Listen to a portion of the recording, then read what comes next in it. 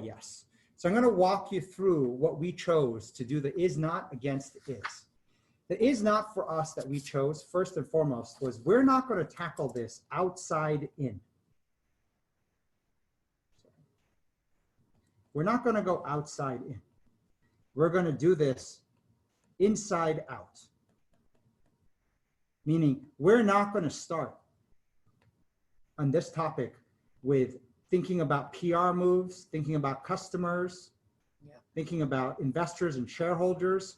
We're going to start with the inside first. We're going to think about our people, and we're going to work from the inside out as opposed to coming up with statements and actions for the sake of the outside audience. We're going to start from the inside. The second thing that was important was this, and this is something that we learned through years of spending time with the best in research and everything on the understanding empathy. We said we are not going to do empathy first. And this is where people don't understand where empathy goes wrong is when you don't start with vulnerability first. Vulnerability. That's the pathway to empathy, vulnerability, starting with yourself. This is inside out, right? What are you thinking? How do you feel about it? What are you processing? That's vulnerable first. And vulnerable, by the way, is a word that people usually don't understand, and you have to experience it to know what vulnerable is.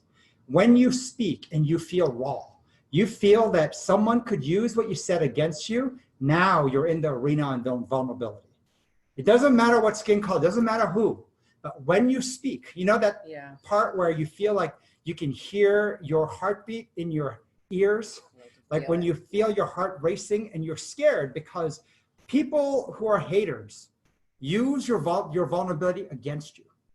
But that vulnerability, and I'll walk through kind of how to make sure you don't get hurt in the process, but vulnerability first, because what we found was this: a lot of leaders are told in their evaluations and their performance evaluations as a leader, you have to be more empathetic. You have to be more empathetic. And so we've had many people, including the toughest in the military and the CIA, come to us saying, how do I do that? How do you go How do I just become more empathetic? And we said, what we've learned is this: when you practice vulnerability, you will learn to be empathetic.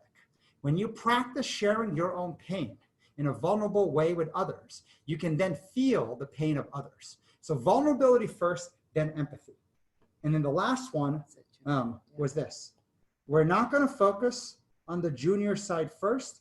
We're going to focus on the senior side because they have a lot of challenges in this.